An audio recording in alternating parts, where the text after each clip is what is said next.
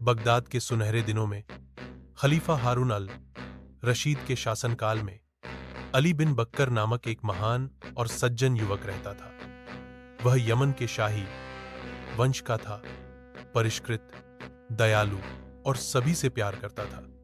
एक शाम को वह एक अमीर व्यापारी के महल में एक सभा में शामिल हुआ, यह नहीं जानते हुए कि उसका जीवन हमेशा के लिए बदलने वाला था।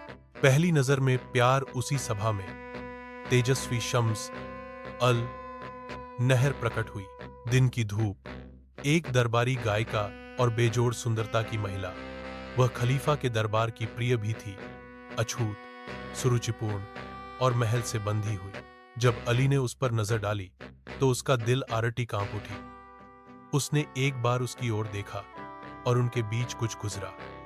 प्रेम मौन में खिल गया। उस दिन से अली खा नहीं सका, पी नहीं सका या सो नहीं सका। उसका दिल खो गया था। गुप्त पत्र और चोरी की चमक वंश।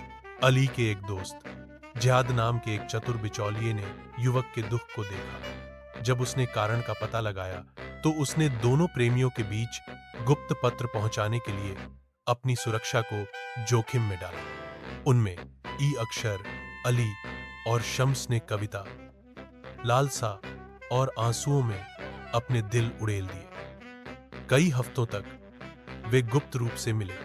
हर पल सोने से ज्यादा कीमती था। खलीफा को शक होने लगा, लेकिन कुछ भी नहीं रहता। एक खलीफा के महल में हमेशा के लिए छिपा हुआ। अफवाहें फैली।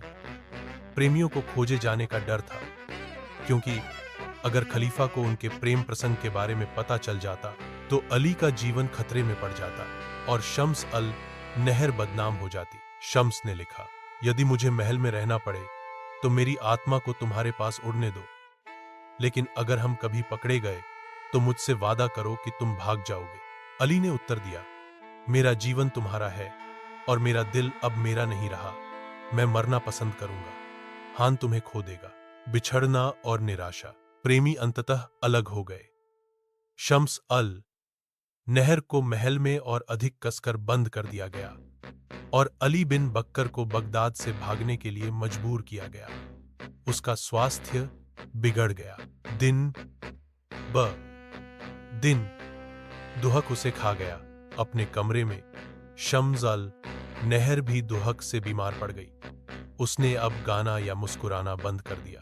एक प्रेम जो मृत्यु में समाप्त होता है। शम्स को खबर मिली कि अली की निर्वासन में मृत्यु हो गई। फुसफुसाया। उसने अपनी आखिरी सांस के साथ उसका नाम लिया। अभिभूत होकर वह गिर पड़ी।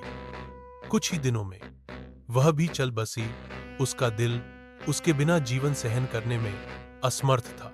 उन्हें एक दूसरे के पास दफनाया गया और यद्यपि वे नहीं कर सके, जीवन में एक साथ नहीं हो सकते। बगदाद के लोगों ने कहा कि उनकी आत्माएं मृत्यु में फिर से मिल गई। इस प्रकार अली बिन बक्कर और शम्स अल नहर की कहानी समाप्त होती है। एक प्रेम जो एक दुनिया के लिए बहुत क्रूर था। नैतिक, सच्चा प्यार राजाओं के नियमों का उल्लंघन कर सकता है, लेकिन यह हमेशा भाग्य को नहीं जीत सकता।